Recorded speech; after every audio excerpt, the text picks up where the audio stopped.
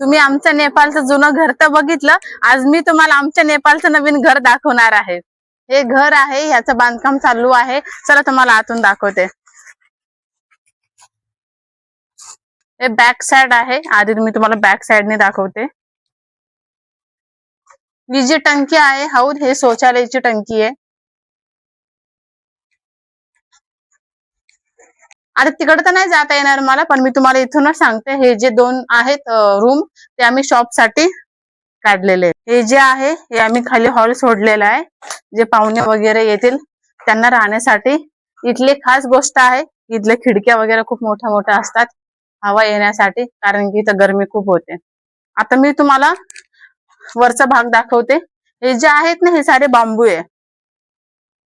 आपल्या इकडे जसे मोठे मोठे लाकडं असतात ना, लाकडच असतात ना ते लावतात, हे बांबू आहे. हे जे आहे हे गॅलरी आहे. सकाळी उठल्याबरोबर बाहेर यायचं आणि असलं सुंदर वातावरण बघायचं.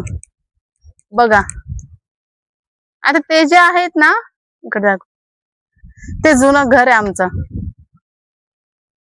हे बेडरूम आहे, हे वालं. इथं पण आम्ही खूप मोठी खिडकी ओपन केलेली आहे. आणि हे जे आहे हे हॉल आहे. हे सुद्धा बेडरूम आहे. या बेडरूमला आम्ही 2 खिडक्या काढलेल्या आहे. या खिडकीतून समोरचं पूर्ण हायवे रोड दिसेल आणि ह्या खिडकीतून शेती वगैरे दिसेल या साईडची. आता हे सुद्धा बेडरूम आहे. इकडच्या बेडरूम मध्येच आम्ही वॉशरूम केलेले आहे. इथे पण एक छोटी गॅलरी आम्ही काढलेली आहे. इथे आल्यानंतर बघा आता समोर किती सुंदर दृश्य दिसतंय, भारी आहे.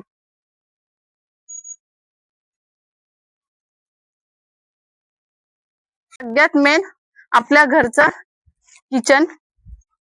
किचन मध्येच आम्ही देवघर सुद्धा करणार आहे. हे बघा किचन.